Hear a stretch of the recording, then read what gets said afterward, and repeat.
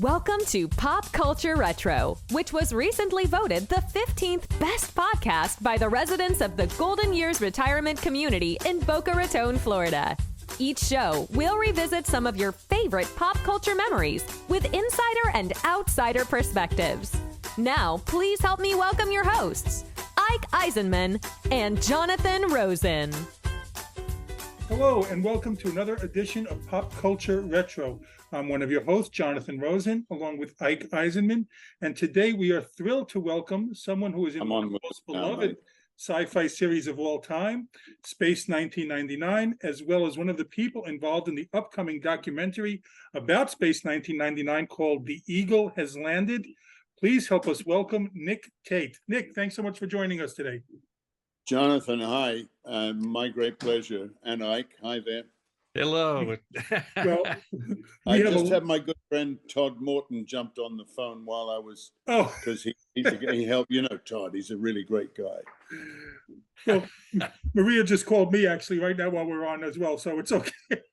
And Maria's there as well. Hi, Maria. No, she called me. I didn't answer, so I'll call back after. Yeah. I cannot let a phone ring without answering it. It goes back to my early childhood. Well, I don't want to disturb you. Well, we have a lot to discuss, and we want to talk about Space 1999, the documentary that landed as well. There's a few other roles from your career.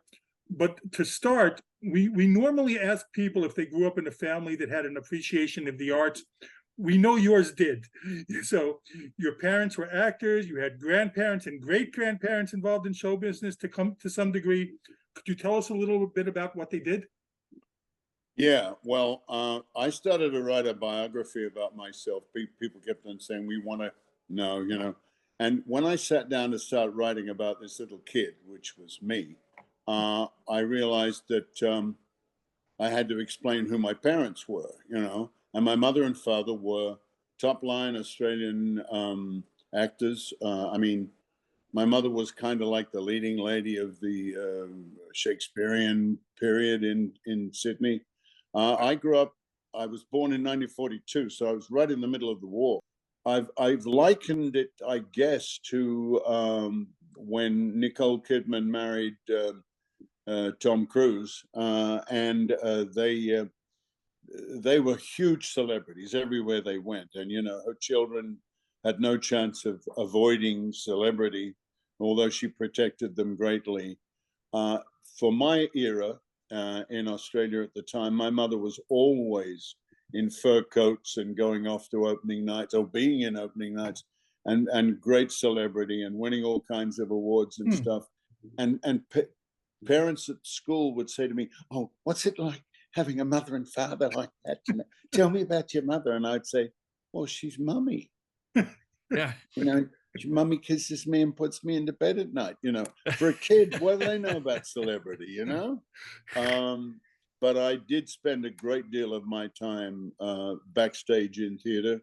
Eventually, my mother and father broke up because she was way more successful in that era than my dad. And he was a comedic actor, and he was a bit of a rogue. Everybody loved my dad.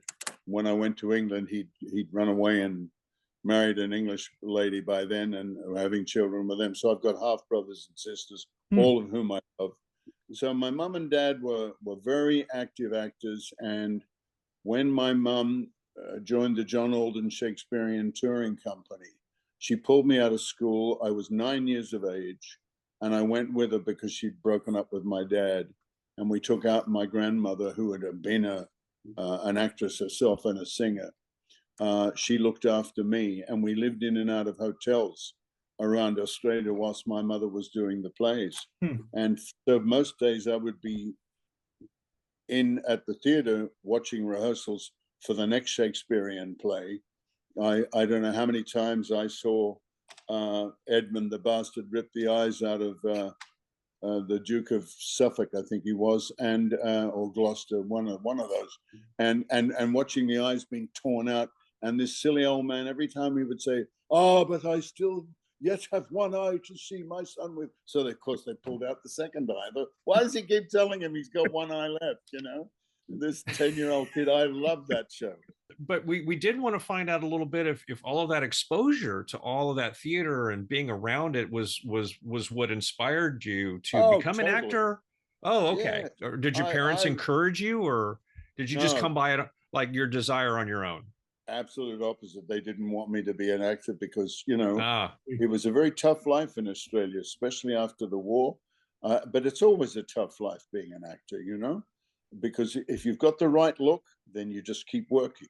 And if you're any good, will work even more. But if you're in an industry where, for a start, there was no film or television happening in Australia during my young life, television came to Australia in 1956 for the Olympic Games when I was 14. But they still weren't doing any drama. They soon started doing drama. And I had actually I was in a television series called Long John Silver, which they made in Australia. It was the sequel to Treasure Island. And one of my best friends, Kit Taylor, got the lead role as Jim Hawkins. I say the lead role, the lead kid role. But I was in several of the episodes with him because they came to Australia to make the Long John Silver film with Newton playing Long John Silver that he played in the original Treasure Island. And Australia had the look of, the desert, the tropical islands and so forth for the filming. And we weren't doing any television, but they made the television series in Australia before we had television. So I know that sounds weird, but it was being like you can go and make a film in Brazil or somewhere and then show it in America. They were making the television series in Australia back then. And so I got in several of those episodes. And I just loved the whole concept of being, working on film. So I wanted to get into television. And I had done, used to do all the school plays, and nobody could stop me. I was a terrible show off at school. I couldn't spell. I've never been able to spell in my life. I'm dyslexic, but I have the weird quality of being able to read without being able to spell. And they would stand me out in front of the class to read Conan Doyle and amazing stuff, Banjo Patterson's poems and stuff. Because I have this form of dyslexia where I can read, and particularly if it's all misspelt. There's an exercise that some teachers do where they have a foolscap piece of paper with a story written on it, and every single word in that page is misspelt. Oh. Most people that are good spellers have great difficulty reading this thing. I can read the whole thing as if it's just perfect, because that's how I see the written word anyway. That's incredible. My brain somewhere or other fills in, and I've got a very good vocabulary. My mother was wonderful with that. And she, like I, had this dyslexic quality where she could read also, but she couldn't spell. So I would read the stories in class. Then the teacher would ask everybody to spell the words that I'd said. And a lot of the boys could spell them. I couldn't spell them, and I was the only one that had actually seen them. But it didn't stop me from doing drama. I loved it. I was in all the school plays, and I played Coco in the Mikado for Gilbert and Sullivan. And my mother came to see that and said, "Oh, it's hopeless. It's hopeless. What are we going to do? He's so bloody good." Because they were trying to stop me from being an actor. But somebody saw me playing Coco in the Mikado, somebody from the Sydney Opera Company, and they were going to do Menotti's Amal and the Night Visitors, which is a Christmas opera, and they needed a young boy that could both sing and act. And I was a very good voice soprano singer in those days. And I got the lead role of Amal in Amal and the Night Visitors at the Sydney Opera Company at the tender age of 16.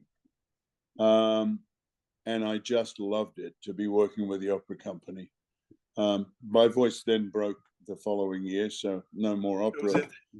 Yeah, and in fact, no more singing really, because I've never had the same quality of voice. Well, I'm curious. One of your early roles, I was looking at, your career was in this Australian series Dynasty, where you mentioned your dad. You worked with your dad there. I So did. yeah, what was that like after all that? Well, when I went to England in 1965, I was 23. And so the first thing that we ever did together was they were doing the television series of Sherlock Holmes. And they did an episode called The Boscombe Valley Mystery.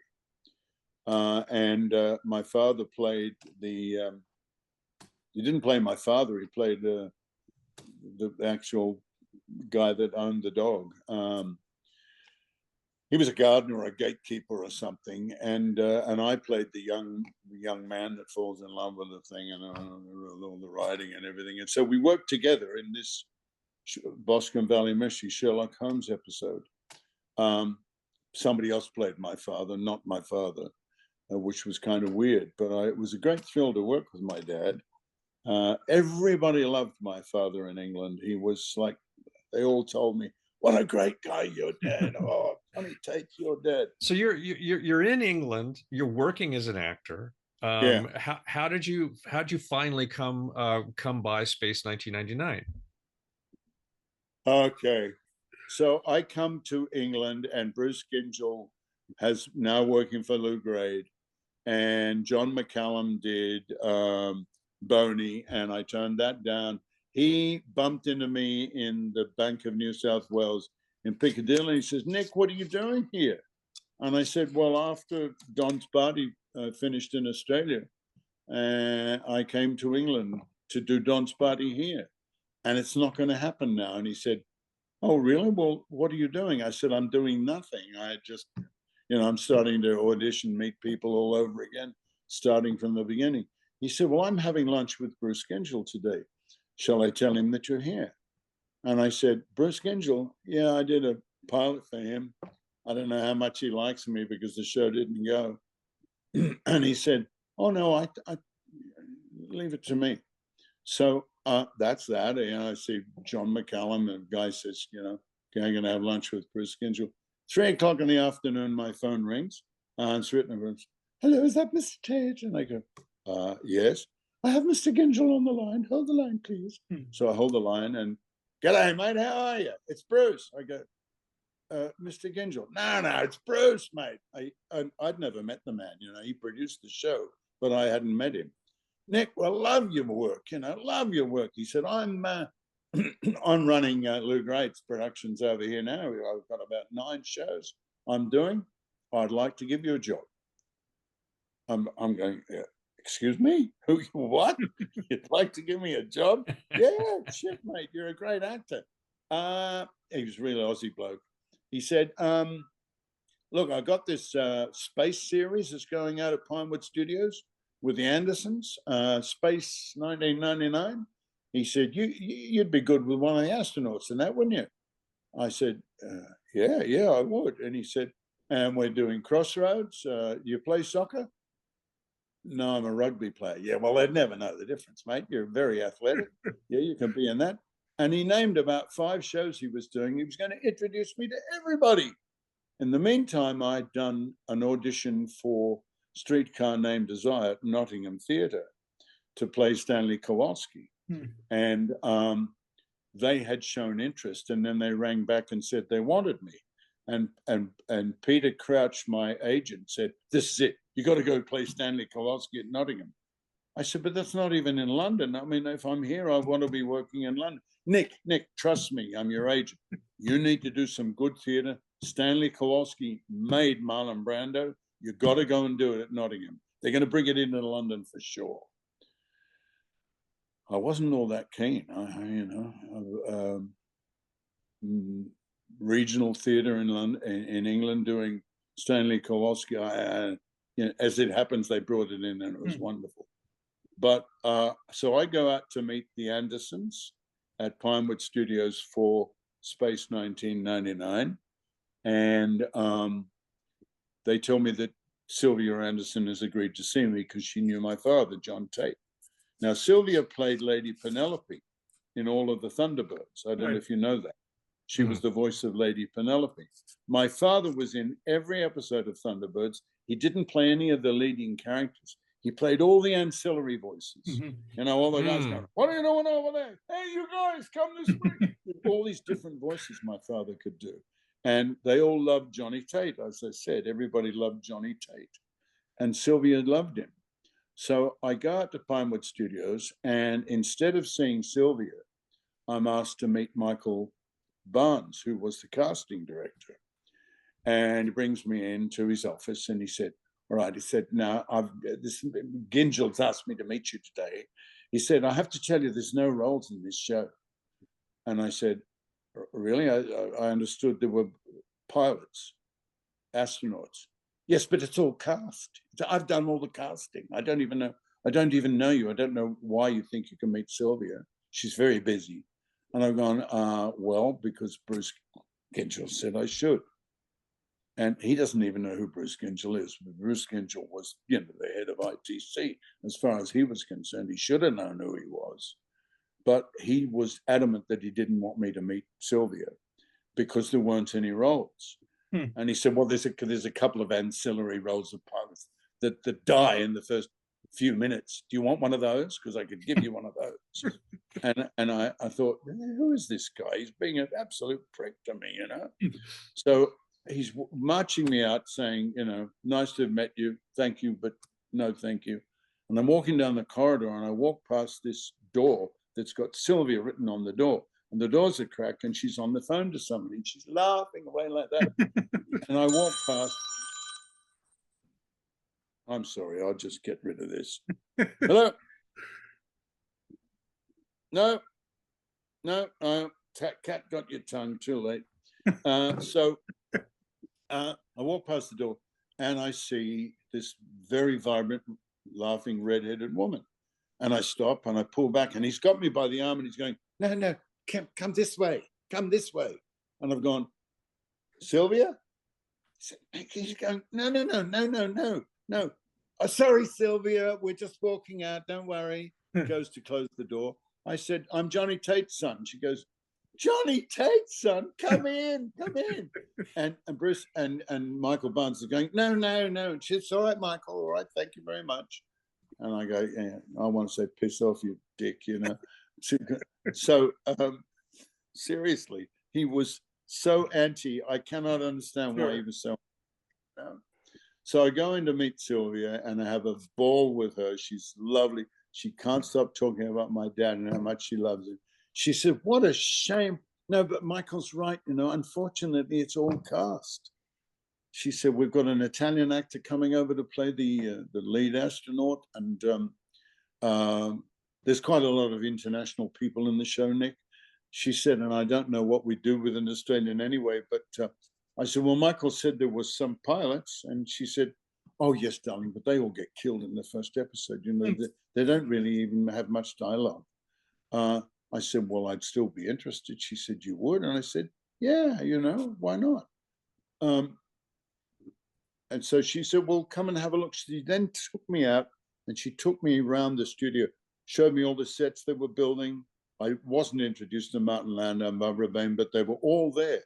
They were about to start the show. And so they were all walking around in costume and stuff.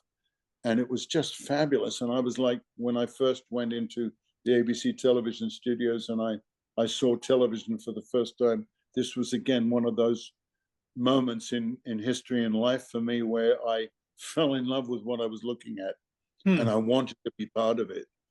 But I've been offered Stanley Kowalski at the Nottingham Theatre. I'd been offered, I'd gone down and auditioned for, not audition, talked to the people about playing in the television series, the soccer series. And they were writing for me already because Bruce Gingell wanted them to.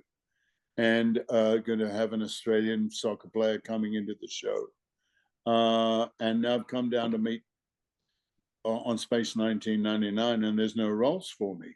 So Sylvia says, well, you know, we'll talk to your agents. And I thought, well, I don't know what's going to go on here. I go back, and the agent's trying to get me to do this and get me to do that, wants me to do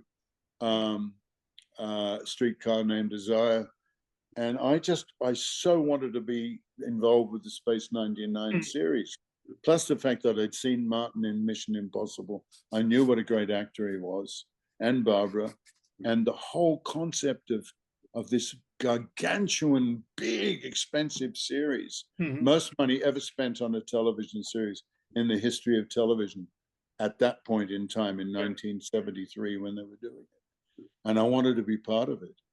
And so I said to my agent, I want to do space. He said, Nick, it's 2 weeks work, man. What are you doing? Nottingham could go into London with that production. You're crazy not to want to do it. And Crossroads to do the soccer show. Nick, there's so much more for you. I advise you not to do this. I said, I'm sorry, Peter, I want to do it. And so I was signed to play an astronaut that dies in the first episode of Space 1999 due to the nuclear waste. And they were doing a period of extended rehearsal on the show. And so the director was a man called Lee Katzen, and he was gathering all the actors to improvise, and because they hadn't started the show and they didn't know what they were going to be doing and quite how it was all going to work. But Lee had a very good concept of what he wanted. And he was rehearsing every day with people and giving us all different things to do. Nothing to do with what was scripted, just improvising scenes. And I was in the costume and I was enjoying it greatly. And one day Lee Katzen said to me, Nick, he said, I noticed that when we were, he said, you got a great on-camera presence. Have you done much on camera? He said, because most of these English actors, they've come from theater, I think. They're not doing quite what I wanted for them. What have you done? Well, I told him about the Dynasty series that I did in Australia. He said, have you got any footage of it? I said, yeah. He said, could you bring it in? I want to look at it. Thinking, this American director's taking a lot of interest in me. Okay. So I went home and I got my scrapbook, and I had the front page of the TV Week with my father, Kevin Miles, and Ron Graham and myself standing there as the four men of the dynastical television and theater show on front page of the TV Week. And he said, what is this? And I said, this is a television series I did in Australia. That's me there. I said, that's my real dad. He said, your real dad? I said, yeah, he's an actor. He said, you come from a dynastical family? I said, yeah, my grandparents were actors. And my father and mother are actors. Okay, and can I look at the footage? I said, well, I had a bit of kinegram. Do you know what that is? No. Well, it's kind of, I don't even know what kinegram is. It's like 16 mil. A little bit of Space Nine, a little bit of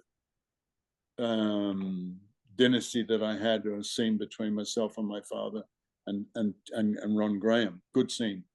And I gave that to him, and he went away with that.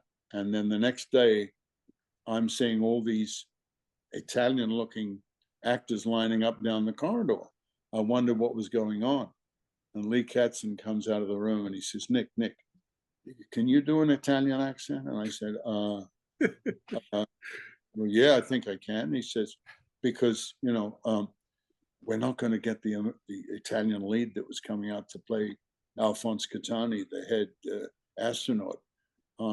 Something's gone wrong with the negotiations and we're having to recast it here. So this role is available. Can you do Italian? And I said, yeah, I can do Italian. So he brings me in, and Sylvia says, what's Nick doing in here? Well, he can do Italian. She said, but he doesn't look Italian. and he says, John Paul Belmondo's a blonde. And, John Paul Belmondo won. She said, well, he's Northern Italian. He said, so he's Italian, right? He looks just like him. So he says, go and Nick, do it. So I did my version of an Italian greengrocer, yeah, around a half a pound of potatoes, and mate, and I'm talking like that was more Greek. I don't know what the fuck I was doing. And Sylvia says, "Get out of here!" It's not the first time in my life I've been told to get out of here. And he says, "No, hang on a minute." He said, "Look, it's an international television. It's an international moon base. He could be a German. Look, he looks German, right? Okay." She said, "Well, then I don't know that we want a German." She said, "Why not? Why not? He looks German." "Do you do German?" I said, "Yeah." He said, "He will ask the questions. He will ask the questions. Look, I do my German." And she's gone, no, this isn't working. Thank you, Nick, but no, thank you. And I said, "I haven't lost my role, have I?" No, you still got your role. And he says, I'm walking out there. He says, wait a minute. Let him be an Australian astronaut. She said, "There's no bloody Australian astronauts up there." I said, "There's no bloody English astronauts up there either." He said, "See, look, that's the kind of thing we want." Talks back at it, arrogance, The Italian arrogance translates into Aussie grit. "Do it Australian." And she's saying, no, we don't want it Australian. He says, "Yeah, we do. Let's try it Australian." So I do it Australian. They're all falling on the floor and thinking it's funny, but it's not supposed to be funny. "Well, he doesn't have to play it for comedy. Don't do it for comedy." I said, "Well, kind of, my Australian's very funny, man, because I used to take off Paul Hogan all the time." Oh, really? Yeah. And I used to, in those days, I looked very like Paul Hogan. So I'm standing there, and Sylvia says, "Well, the trouble is, Nick," and I swear to God, this is a true story. "We really need a star actor to play in this role. We need an actor that's got vast experience." And he said, "He's done a lot of shows. He did a thing in Australia called Dynasty." I said, "It was Dynasty." He said, "Yeah, he did Dynasty. Yeah, that one. You should see his father." "Well, you know his father." She said, "Yes, I know Johnny Tate." I said, "Well, see, he's part of a dynasty." And so how does this go? She said, "Do it for in Australia." "Oh, I know." So she says, "Well, we need somebody that's got a lot of experience." And I said, "What time is it?" And she said, "What do you mean, what time is it?" I said, "I mean, what time is it?" She said, "It's 1:20. I said, "Turn on channel 4. And there's a television in the corner. Now, this is a true story. You talk about serendipity. I had played the lead in an episode of Crown Court, which is a show that comes on at midday, between midday and 1:00. I said, "Turn on channel 4. "What for?" I said, "Please just turn on channel 4. "Oh, all right." She turns on channel 4, but there I am in the thing, delivering my final speech, whatever it was. And she goes, "My God, how did you organize this?" I said, but there it is. Is that, and I said, "And that's the lead actor in this show. If you don't think I haven't got the chops, that's down to you, And I left.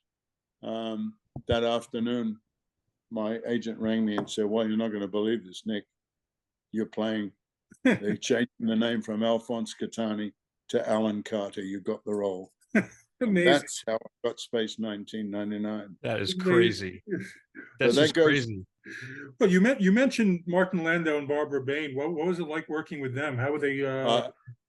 I'm very, very lucky, because the Italian actor that was coming over was 6'2". He was beautiful. He was dark, and Martin did not want him in the show. I did not know that at the time.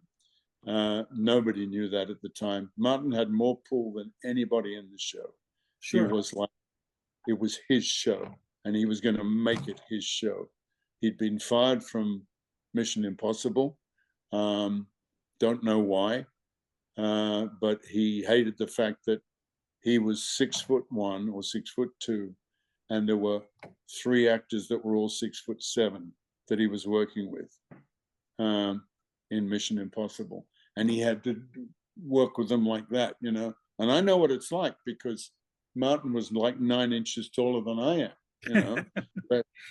but he loved the fact that I wasn't tall. And as soon as I auditioned for the role, I don't know whether they asked his opinion, but he would have gone, yeah, he's good. He's good. I want that guy. I'm not that tall. Nobody in the show, he didn't want anybody to be. Martin, that was the one thing about Martin. He didn't like anybody towering over him. And so I was very, very lucky that Martin liked me, and that as far as he was concerned, I was going to be no threat to him at all. He could treat me like a father, and he did. I liked Martin a lot. I got on really well with him, and we shared a lot of jokes. And he used to say to me, "You know, Nick, you're the only actor in the show that's got that American sensibility." He said, "All the British actors, they're wonderful actors, but you know, it's a bit kind of I'm on camera quality." He said, "It's better just to forget about the camera." You know, he taught me so much. I got on really well with him. He didn't like the fact once the series started that I got a lot of the fan mail. That caused a bit of a rift. And so when they decided to do series 2, I was not chosen. They dropped everybody out of the show. Barry Morse was fired. Prentice was fired. I was fired. Clinton was fired. Xenia was fired. Anton, we were all gone. We were going to have a new series. Well, it wasn't a new series, just a continuing series. Sylvia was gone. Everybody that Sylvia loved, and she really was responsible for the cast, much more than Michael Barnes. And so when they did the second series, and that man, Fred Freiberger, came into the show, wasn't my favorite human being. Doesn't seem to be anyone's favorite human being from what I read. So when Jerry asked me to come down after everybody had said, "You're not in the second series of Space 1999," I couldn't understand it. I was getting all the fan mail. The show was popular on television, not as popular as we'd hoped for, but it was popular. And there were fans slowly coming in, a lot of fan mail. I used to, they said, ITC publicized the fact that they said I got 5,000 fan letters a week. Now, I didn't get to see all those fan letters. I got a lot of them, but there were bags full of them in corners that the mailroom kept away from me. I don't know why. It might have had something to do with Martin, but he was not happy with that success for me, which was a shame. So they wanted to start with a clean slate with the second series, I think. And they didn't invite me. And the day before they started shooting, which was a Friday, and they were going to start shooting on the Monday or the Tuesday. And I was asked to go down and see Jerry Anderson. So I went down to Pinewood, wondering why he now wanted to see me when they'd already been there rehearsing for the second series with all their new actors. And I go into his office, and there was no Michael Barnes, incidentally. And Jerry says, "Close the door, Nick." He said, "Well, you've won." And I said, "What do you mean I've won?" He said, "We want you back in the series." Oh. I said, "Well, you're starting on Monday." He said, "We're actually starting on Tuesday, but yeah, we're starting next week."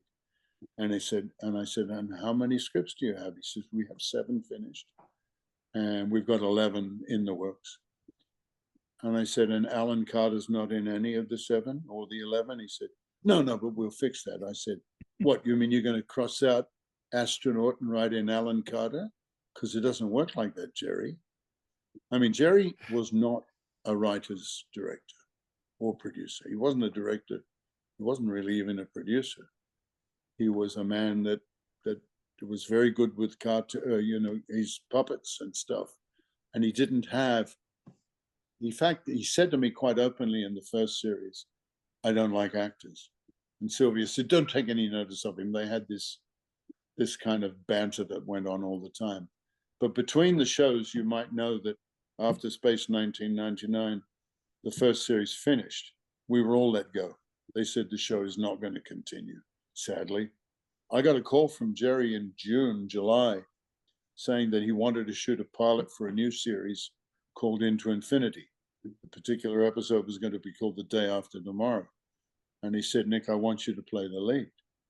I was stunned because this man had never shown me any affection or any. I mean, Sylvia loved me, and I think that irked him a great deal. I don't know. I never did anything with Sylvia. I just thought she was lovely, marvelous human being, and a very good friend. But she was gone. He divorced her, and everybody was gone. Everybody she liked was gone, including me. And here's Jerry saying he wants me back. But I knew that he did like me because he'd asked me to play the lead in Into Infinity. And after I finished a movie, I went to Australia to shoot called The Devil's Playground, in which I won the AFI award. It was a wonderful film. He asked me to come back and shoot Into Infinity. And I had been playing a monk, a priest, in The Devil's Playground, and my head was shaven to within about, I don't know, less than a quarter of an inch of hair. So I maybe got it up to half an inch by the time I started The Day After Tomorrow. But most astronauts by that stage were having their heads shaved anyway. So it looked real enough. It's just that I didn't look like Alan Carter anymore because I didn't have that big blonde shock of hair that I used to have. Anyway, it's all gone. All right. I'm a different actor now. So I came back and I did it, and we shot it in 2 weeks, and it was a great thrill. It was a tiny little show exploring Einstein's theory of relativity, the Doppler theory, and so forth was used. And Brian Blessed, myself, and a couple of kids, and Joanna Durham. I've never worked with her before or since, but she was lovely. And Brian Blessed was an old mate of mine. He did about 3 episodes of Space 1999. Wonderful actor. I love him. He's a marvelous human being.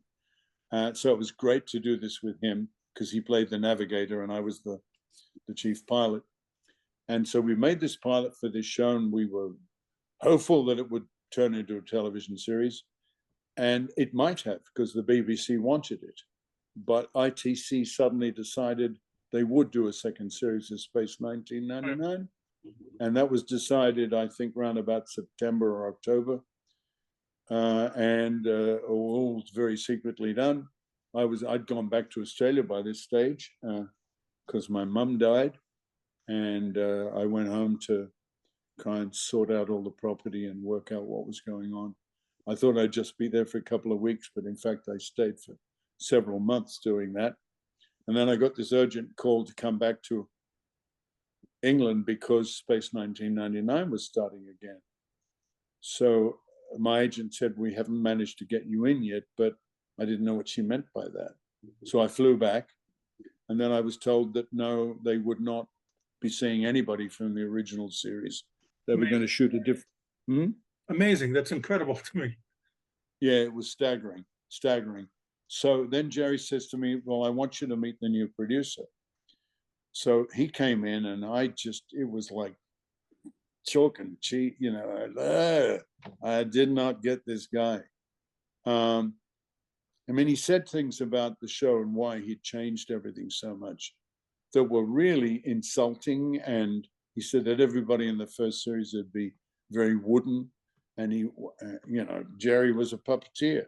To call actors in Space 1999 wooden really was such an insult to somebody who had, I had the heart of the show. Right. My character was loved.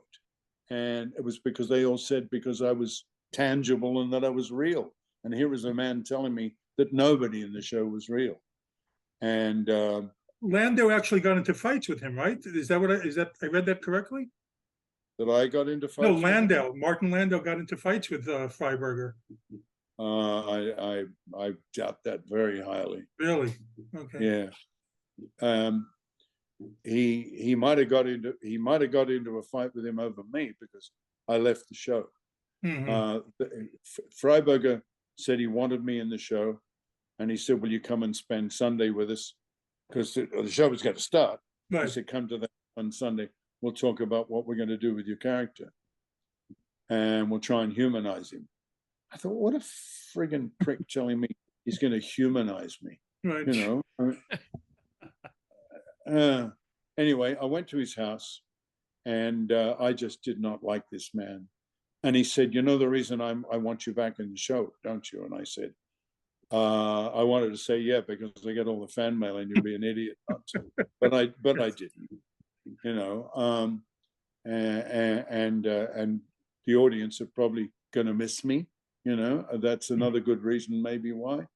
And I said to him, "Don't you think, Fred, that it's a mistake that none of the loved cast are going to be, but that none of the original cast are going to be there?" He says, "Nick, I'm a producer. The audience will never notice." Audience will never notice. I was like, "Are you friggin' kidding me?" I look at Jerry, and Jerry just turned his head away. But anyway, unfortunately, I couldn't hide my disdain of Freiberger. I said, "Well, you know, you've got 7 episodes and I'm not in any of them." He said, "But that's what I do. I can write. I will write for you. I just need to know, you know, who you are and why, what makes you tick, so that I can make it right." I said, "Well, you could try watching some of the episodes, you know." He said, "I've seen them all." He lied. He'd not seen more than 3. We were later told, and it was very clear, because he said to me, and he said, and also he said, I want to elevate your character. I'm going to make you more important. I'm going to promote you to lieutenant." And I said, "You're going to promote me to lieutenant?" He said, "Yeah. Don't you think that's a good idea?" I said, "No, I don't, Fred." He said, "Wait, don't you want to be a lieutenant?" I said, "Well, then you'd be demoting me from Captain Alan Carter." And he said, "What?" I said, "I'm a captain, Fred." "How many episodes have you watched?" I hated the man. He was such a liar. Yeah. And he said, "The reason I want you in the show is because when I told my kids you weren't going to be in the show, they said, Dad, we love Alan Carter." You know, and if he'd only realized that there was a lot of kids out there that loved Alan Carter. No, he was a nasty human being. Producers always spoil the show, usually. Well, he spoiled a lot of shows. Right. He was. They tried to get him to revive Star Trek, and the Star Trek only did how many series? 2, I think. And so they didn't. Oh no, I think he did the 3rd series. 3rd season, yeah. And he killed that. So it never went on after that. And then he did the same thing with $6 million Man. They did 2 series, and then he killed that. And then he came on us. We done 1 series. He did the 2nd one. He killed that. So when were you notified that the show was not going to be renewed for a 3rd season? Oh, I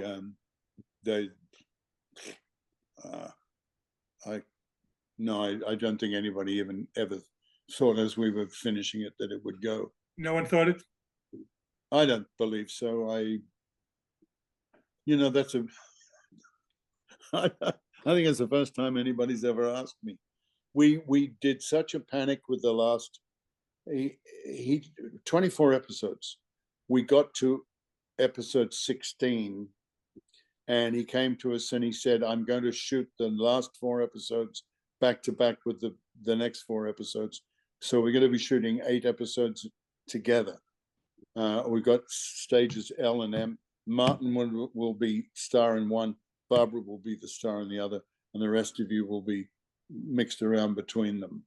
So that's why I only did 4 episodes of the last 8. I was in 4, Tony Anholt was in 4. I think that's how that worked. So there was nothing planned for season 3 at all yet? Well, no, because you could see they were doing them back to back, because the rumor around the place was that they just didn't have the money to go on, and nobody was forthcoming with the money. They were contracted to make 24 episodes, and ITC didn't want to give them another penny.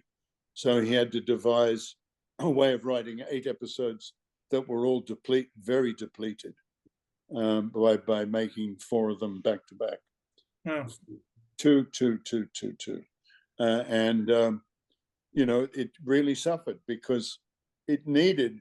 I mean, that was 4 episodes that Alan Carter wasn't in, and Right. as far as I was concerned, that was a mistake because, the show wasn't just about Martin and Barbara, which is Right. what Martin and Barbara thought it was. The show is about an ensemble of characters that audiences love and learn to love and then miss. And all the best series in the world have had great ensembles. Yeah. Space 99 couldn't have a great ensemble because an idiot like Freiberger and a man who was as unwitting as Jerry Anderson was could have allowed that to happen. He should have said, no way. Barbara and I, Sylvia and I may well be breaking up, but we mustn't break up this cast. They could have added people. They could have even added Maya. But again, Tony Anholt was brought in. I know Martin wanted him because he was shorter and he was even a tiny bit shorter than I was, but he wore lifts. That didn't matter, I mean, we were all so much shorter than Martin. Martin had 4-inch lifts in his shoes anyway at 6'2". He stood 6'6" as Commander Koenig. And in the end, I put some lifts in my shoes too, because that put me up to about 5'11",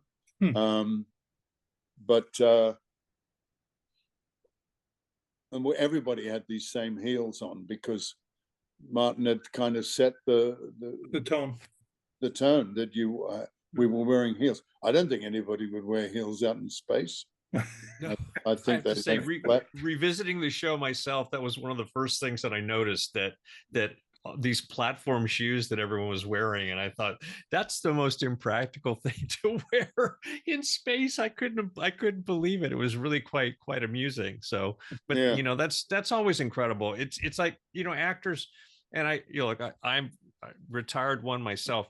I love them to death, but the insecurity in the oddest places that crop up for people always fascinates me. Just always fascinates me. Well, I didn't realize that Martin had that insecurity in the beginning, because in real life together, he and I spent a great deal of time together. I had to be there 24/7. Usually when you're in a film or a television, you're only called in on the days you're working. But as far as this series was concerned, the directors and the writers and producers would want to change anything. They were there in an open, flowing way. Things could be changed in the afternoon from what we were doing in the morning. We could finish one episode at 10 o'clock in the morning, having come in at 7, and it was the last 3 hours we needed, and start the next episode straight on. There wasn't, it just was one continuing thing that happened all the time. And we all had to be there, Prentice, Xenia, Clifton, Anton, myself, and all the extras that were in the show. First thing in the morning at 6:30. Wow. You haven't asked me many questions about any of the episodes. Well, that's what we were going to. We want to ask you which one was your favorite, first of all. Oh, they kind of blend after 50 years. It's been 50 years, guys. Yeah. I started the show in 1973. In fact, we're almost into November when I started the show. It will be exactly 50 years. In fact, I wonder what day I started. Happy anniversary, then. Yes. I think it was, sure. I'm thinking it's like the 4th of November or something like that. But yeah, it started in November of 1973, and we went all the way through 74 and until March of 1975. And the show had never been seen by anybody on the planet. That's why they didn't know when they finished the first series of Space 1999 if we were going to have a second series, because nobody had seen it. Now, that's not altogether accurate. In the last I think 4 weeks of shooting, which would have been 2 episodes, because in those days we were shooting the show in 2 weeks. So it would have been the last 2 episodes we were shooting. No time to change anything. We were wrapping the show up. And now suddenly it's appeared on American television. It opened in somewhere in America. They snuck it in syndication. It wasn't networked anywhere. Well, I got to see it in syndication in New York. I got to see it there. Yeah, and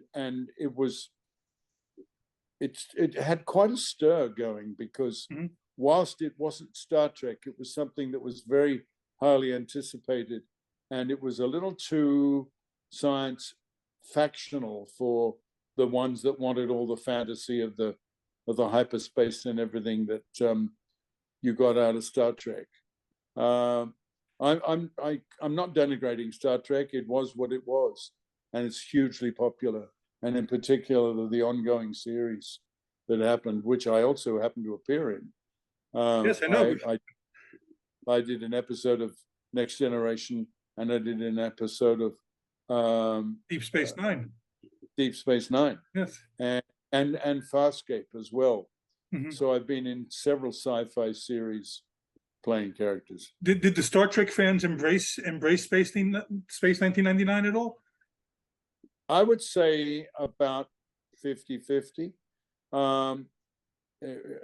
Back then, if you're talking 1965, right. Back then, yeah. 1975, when it first started on air, there was this faction of people. I was the first character ever invited out of Space 1999, and Martin didn't like that either. I was the first character to be invited to a Star Trek convention, and there were people at the Star Trek convention that didn't want me to be there, and there were a wonderful faction of new people there that were going to form the embryonic Space 1999 fan clubs and so forth.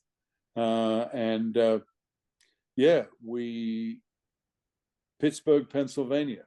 That's where I went for the first one ever. And I was first flown to New York, wined and dined at the Drake Hotel for a week, where Abe Mandel, who was head of ITC in those days, had me meet members of the press every morning for breakfast. I would have 5 people sitting around the breakfast table, and people asking me questions about Space 1999, which had only been on air for a couple of months, and it was quite mind-boggling and thrilling to me, to be wined and dined at the Drake Hotel, staying in New York, and having all this press come in all the time and calling me like the Australian Robert Redford and ridiculous things that they were saying to me, Well, I'm also curious. You had so many great guest stars in Space 1999. Is there any particular ones that stand out to you? Oh yeah, yes. Well, Brian Blessed, for absolute starters, just the most wonderful guy. Then little feisty guy out of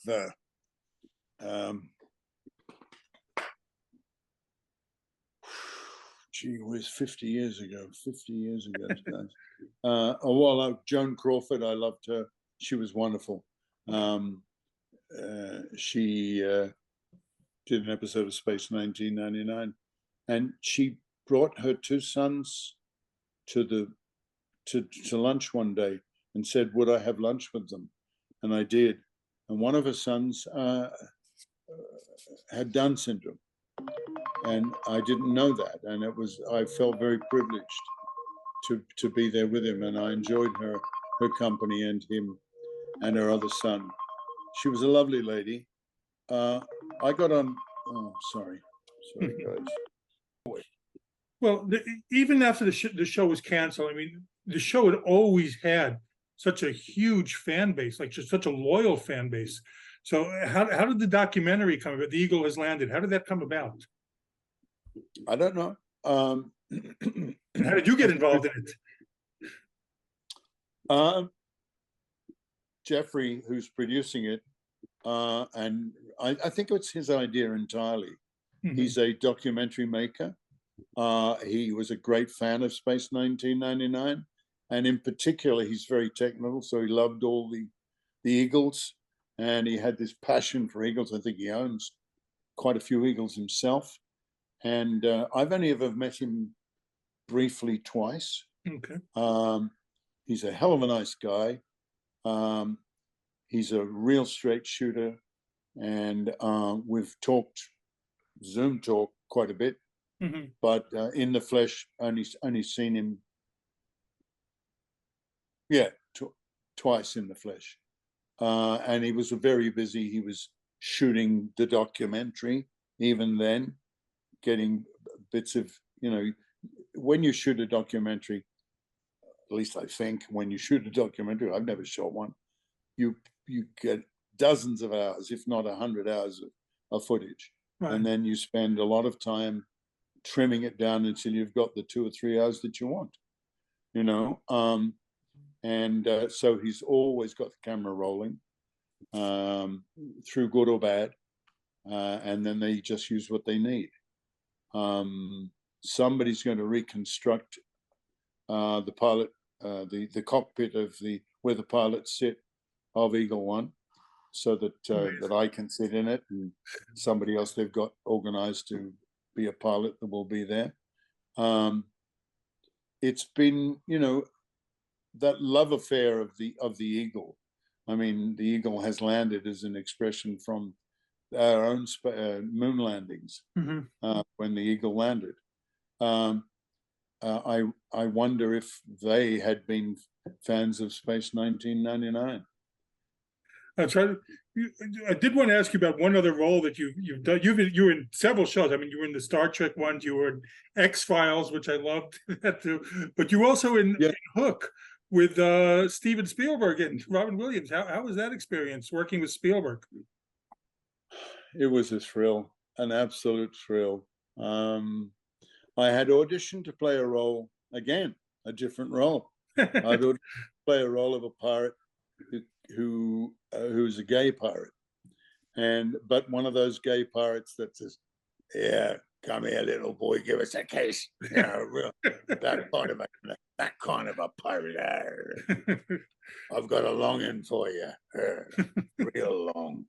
Yeah, he's a drunk in the pub, and he monsters when in the original script of Hook, when Robin Williams is taken to Never Never Land, he arrives in a pub, and we're near a pub, and he goes inside, and all the pirates that are drinking in the pub monster him, and the guy that monsters him the most was the character that I played, and so I auditioned for it, and I got it, and they asked me to go down to Sony Studios to be wardrobe fitted and have a wig put on, and just generally be dressed as the character, because I was going to start on the following Monday. So I went down there on the Thursday night, and it was nightfall coming on, and people were starting to leave the studio. And I was walking between the studios, said it's down on F block. So MGM Studios, the old Sony Studios, or the old MGM Studios, which are now the Sony Studios, just outside of Culver City, which is where I went. And I'm walking between the buildings with a map in my hand, trying to find stage F. And this blue SUV coming between the buildings towards me. There's no room to move. I press my body up against the wall as the truck goes by me, and the guy in the truck goes like that as he drives by. And I thought, that was Robin Williams. He's giving me the thumbs up like that. But I don't know Robin. How does he know me? So anyway, I go and I do the wardrobe and makeup and everything, and I choose a big hat and black my teeth out and a patch over the eye and beard, and I want to be disguised. I want to be a real pirate. Arr. and I have a real ball with this. So whereas Tony Burton, who played the other guy in the scenes that I'm in, is bald and black, and he didn't want anything except an earring. That's all he wanted. And I thought at the time that was strange. But of course, people go to see Hook, and they go, which character were you? They don't know who I am. I play the catcher. My character's name is Noodler. And Noodler in the stories of Peter Pan had 2 left thumbs. But this is a different thing because I didn't play that character. What happened was when I came on the set to work with the actors, the Pirates had been working for 2 weeks on the show, so they had a very established kind of routine that they went through on board this ship. They made a real ship that floated in this studio. The studio was the only studio they had down at Sony that has a floating floor, so they could put 10 feet of water in it and put this boat in it. And so when we all got on board the boat was rocking in the water, you know, and they discovered that the cameraman said, I can't do this. So in the end, they had to empty out half the water. There was water there, so you could see the water, but there wasn't enough water for the boat to float anymore. So they could keep it steady. But so they really didn't need to be in a studio that had a water floor. But I walk into the studio, and I come through wardrobe and makeup on my first day, and they've already been filming for about an hour. And the first assistant stops and says, "Ladies and gentlemen, we have 2 new actors joining us today. This is Tony Burton. He's going to be playing Garchuen, and Nick Tate is going to be playing Noodler. And we're introduced to Steven Spielberg." I said, "How do you do?" He says, "Welcome aboard." And Dustin Hoffman comes over. "Oh, Justice Hook. Hello there, boy. Welcome aboard." And then Robin Williams walks over, and he grabs me in a bear hug and says, "I gave you the thumbs up." And I went, "Yes, you did." He said, "I'll tell you later." So I'm going, what's he talking about? He gave me the thumbs up. I'll tell you later. So I spend the day, you know, I said, "Nick, just join in with the rest of the Pirates, mill around, you know, so that you become part of them, and we'll get to your scene. Probably not tomorrow, the day after tomorrow. We've got you for the whole week, so just enjoy being with us." So I'm doing stuff at the boat, all over here, all over there. And towards the afternoon, I don't get to see Robin again much. I went to get a cup of coffee from they have these little services areas where you pick up some sandwiches and chips and fruit and coffee and tea. And I'm over at craft services getting that. And suddenly somebody comes up behind me, puts me in a bear hug. And he says to me, "I told you I was going to tell you, didn't I?" And I turn around, and it's Robin Williams. And I'm thinking, I can't believe this. This is, he's my comic hero. I love this man. And he wants to talk to me. And he said, "Do you know how you got the role?" And I said, "Well, I auditioned for Mr. Spielberg." He said, "Yeah, and you know what happened?" I said, "No." He said, "Stephen couldn't decide who to choose. There were about 9 actors that came in, and they're all very good. And so he brought Dustin and myself in to vote. And he said, I chose you." Robin Williams chose me. That's great. Right? Oh my God. And high praise indeed. I chose you, he said to me. That's fantastic. Well, yeah, and every day that I worked on that show, he always had a special twinkle. Everybody, of course, feels the same way about Robin. They all think that they're number one because he's that kind of guy. He makes you feel like you're number one. And I've carried a lot of that to people since then. That when you're working with people and you want the show to go well, and if you're one of the stars in the show, why wouldn't you want everybody that comes on board to love being there and to feel appreciated and to feel recognized and be friendly. You know, Meryl Streep works in entirely the opposite way. Well, not entirely the opposite way. She is so endowed with her character, so imbued with what it is that she is, that she has to be the things that her character is during the time that she's in costume with you. I did Cry in the Dark with her many, many years ago, where she played Lindy Chamberlain, the woman that was accused of killing a baby. And she said that she didn't kill it, that a dingo had eaten a baby. And that's that funny line out of Seinfeld. Right. A dingo ate my baby. Yeah, that is the line out of the movie where Lindy Chamberlain really said to the police that the dingo had eaten her baby. And you know what? Nobody in Australia believed her, including me. I thought she was as guilty as hell. And when Fred Skepsey told me he wanted to direct that film and he wanted me to play the counsel for the defense, the Queen's Counsel, Phillips.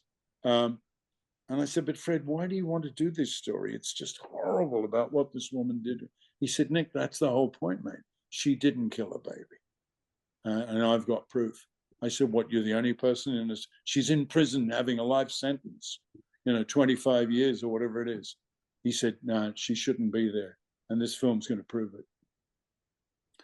There's a book written called Evil Angels. And in the book, the author talks about a warden that was in the area of, have you guys seen the film Cry in the Dark? Oh, yeah. Yes, oh, absolutely.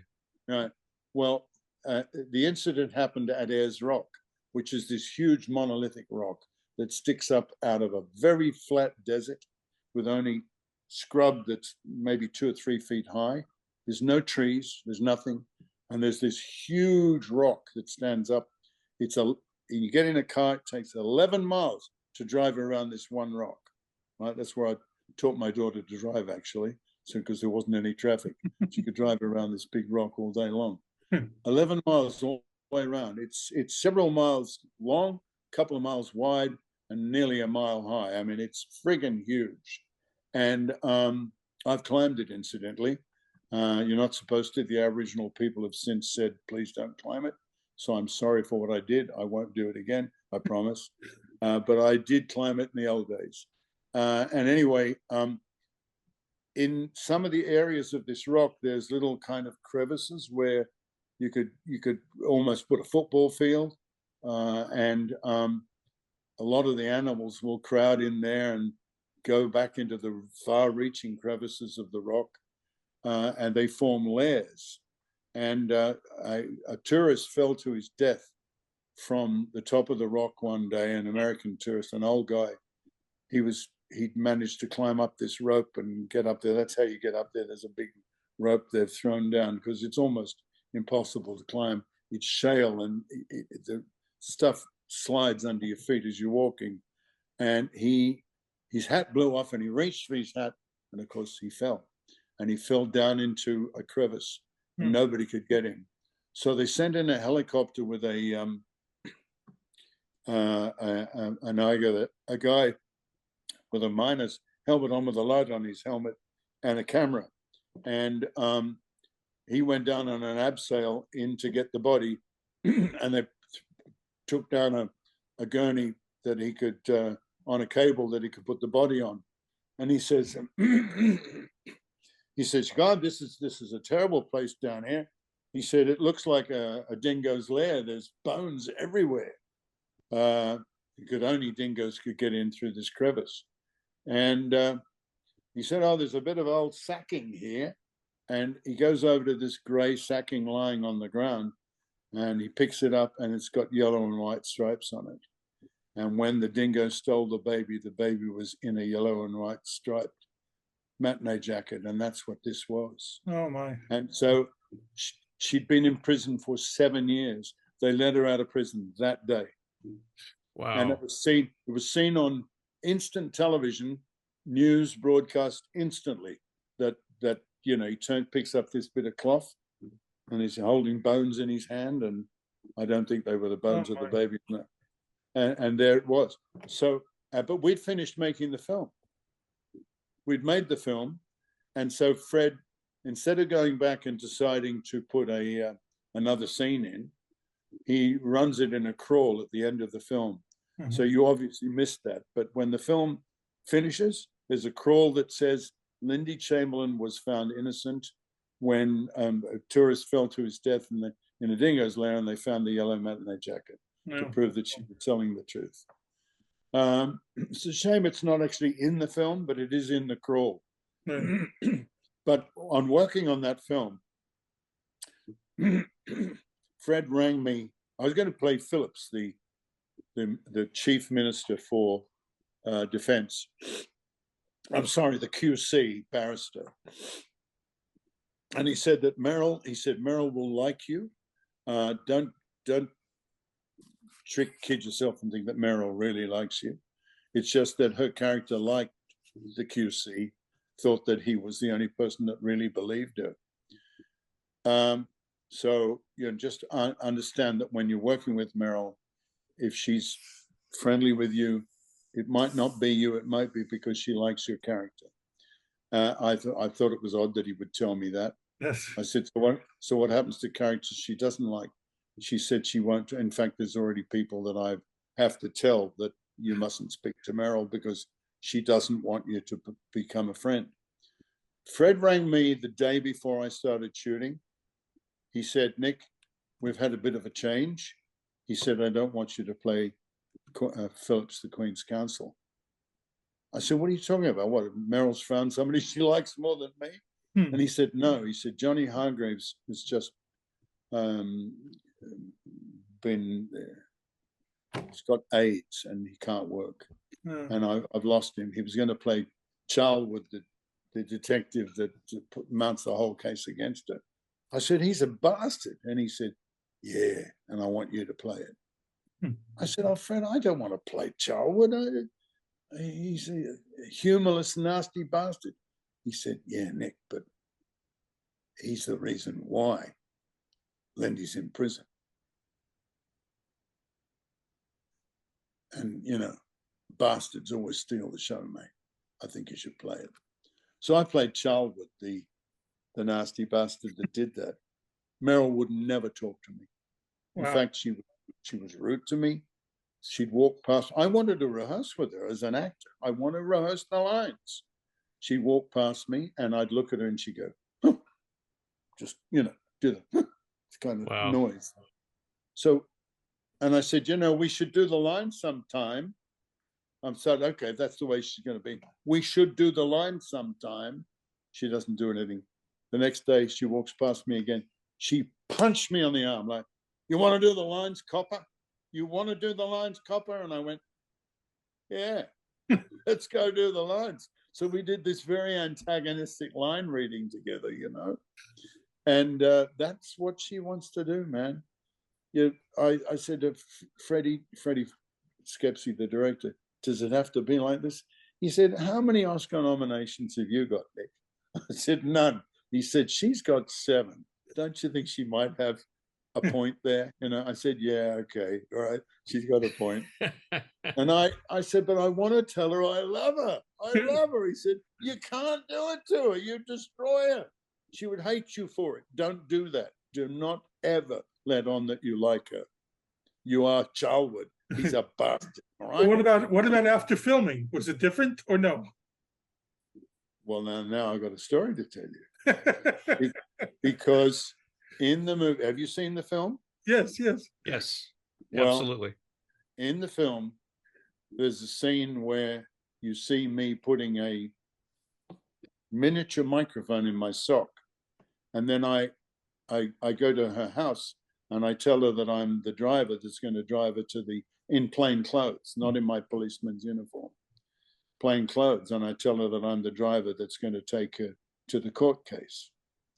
And so she goes with me and she's very happy about that. So I said to Fred, are you going to put in the scene where I have the microphone hidden and I take her in the car and then I ask her if she killed her baby?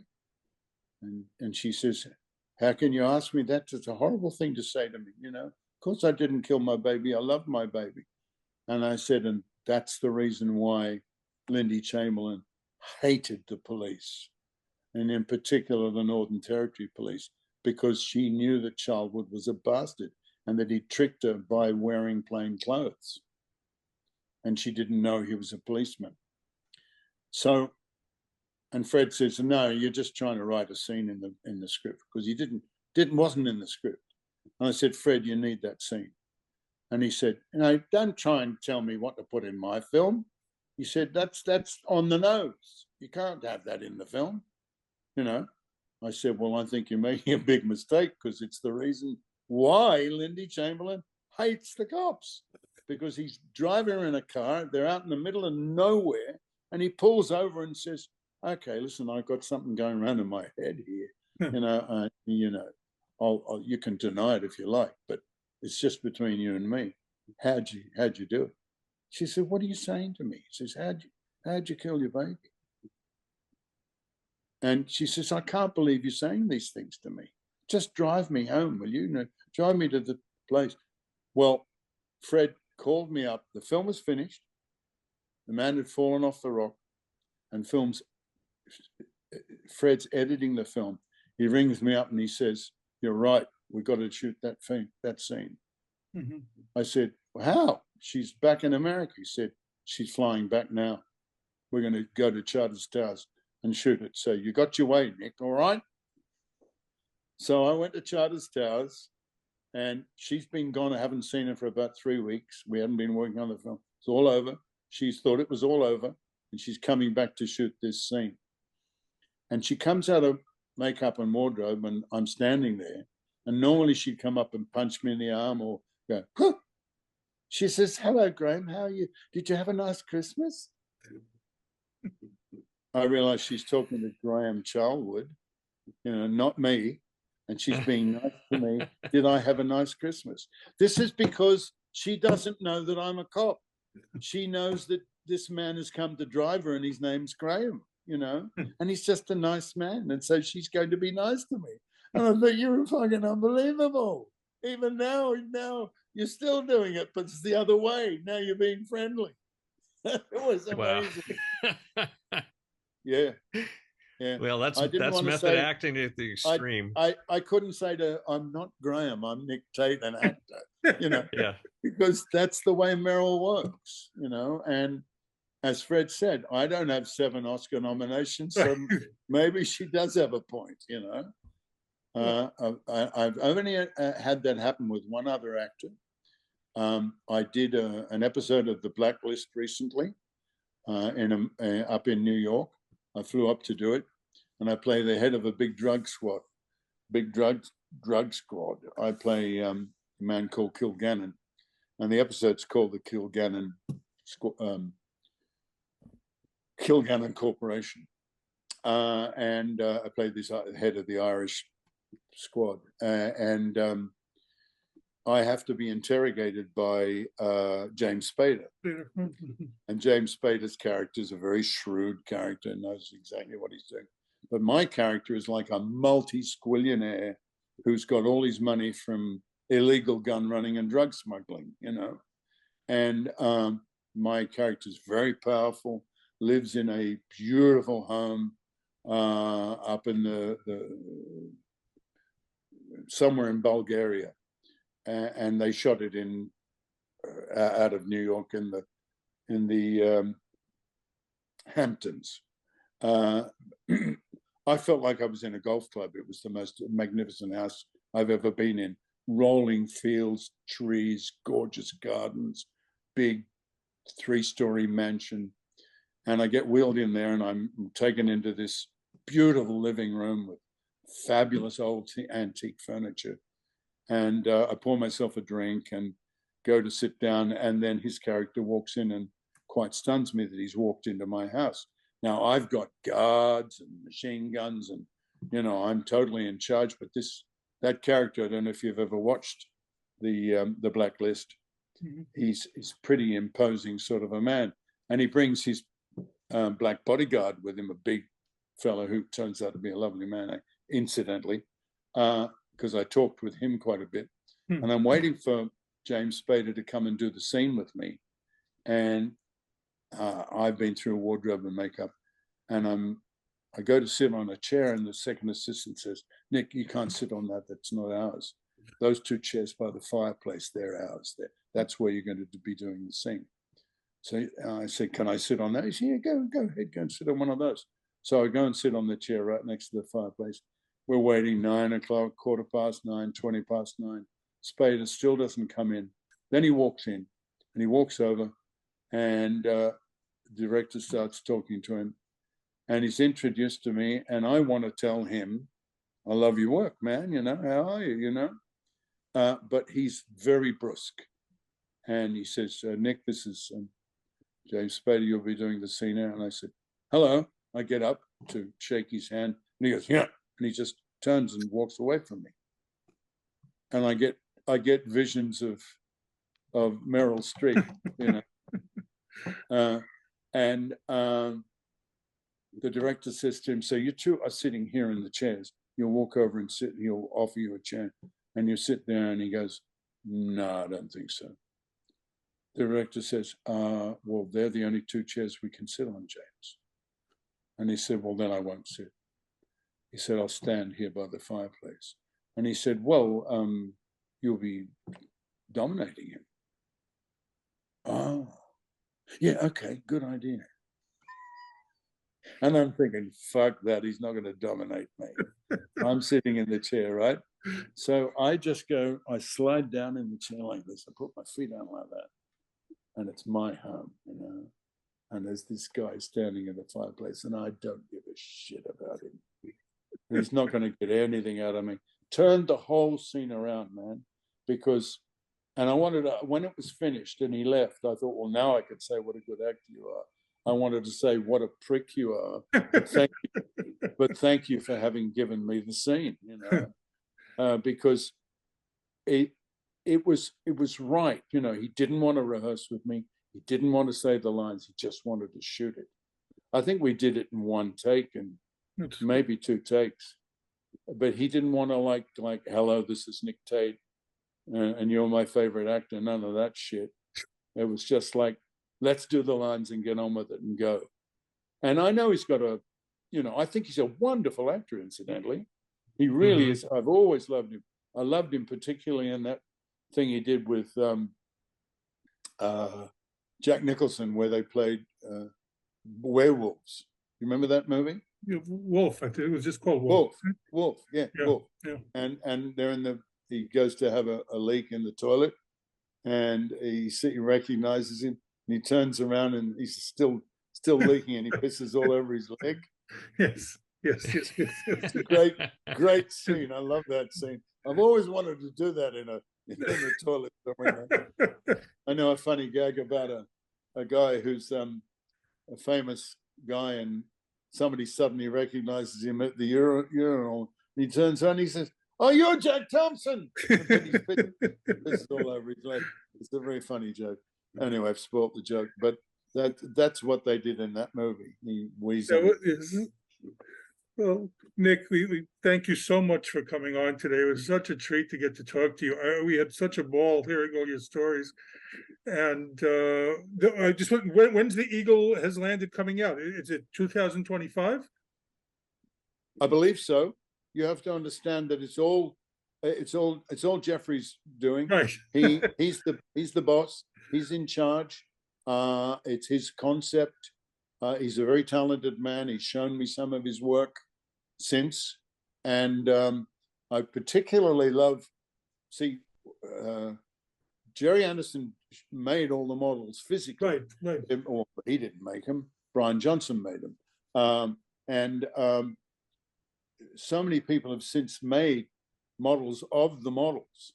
There's 6-foot eagles. There's 8-foot eagles. There's 18-inch ones. I've got an 18-inch one in there somewhere. Oh, do you? Yeah. Well, it was given to me. Yes. Don't ask me to show it to you. No, I don't know where it's buried under something. You know. I've got a comlock. And a stun gun. They're all given to me later. I didn't ever collect anything. These things have been since made by adoring and particularly talented fans that make them. you know, and there's this whole industry of people that are out there, thousands of people that love making model eagles and other accoutrements like the guns and the comlocks and stuff. I got a comlock that works. There's a little screen, but I have to hide the fact that it's got a wire going down to the other. Right? That's what we had to do, because we had screens that worked. For the most part, we just worked with comlocks that didn't work, and we would talk into a piece of wood that looked like a, and it was a good model, but it didn't have a screen on it. You cut around this way, and that's when they put the screen in there with the other person we were talking to. Will there be any more versions of Space 1999 in the future, or you don't? Man, I've waited 50 years to do one of them, and I'm the last person to ask, because I'm an actor. I'm not a writer, nor am I a director. I can write and can direct, but I'm not the person that makes those kind of decisions. But if they did it, would you be interested in going on? Well, of course I would, but doing what? I guess now my character would be like... You'd be the Martin Landau now. Well, yeah, but I'm a little old for that. I'd be more like the Professor Bergman, wouldn't I? Yes. Scratching in my head, oh, dear John. It's like, well, not a bad concept, but I think, Anyway, I love Barry Morse. He was great. We all had a ball working on the show. We were a family. It was only things later on, after Fred Freiberger had kind of put his poison. Until Freiberger ruined it, right? Yeah, amongst us. And you realize that people are human and they have frailties. I'm still trying to remember who my favorite actor was from Space 1999. Ian McShane. Thank God I don't have Alzheimer's. I actually thought of his name. Thank God. It's like with all of the names you've been able to pulling out of the hat throughout this entire conversation, and that's the one that slipped your mind. It's great. And I've been all the time I've been talking, when you hear me pausing it and going, I got to remember his name. I got to remember his name. Oh, that's great. But again, we really want to thank you for taking your time. You were very gracious with your time and your stories, and it was really a treat and pleasure to get to speak with you. This has been Pop Culture Retro. I'm Jonathan Rosen with Ike Eisenmann, and again, a very special thanks to Nick Tate. And please subscribe. Thank you for listening to Pop Culture Retro, where no one was hurt during the making of this podcast.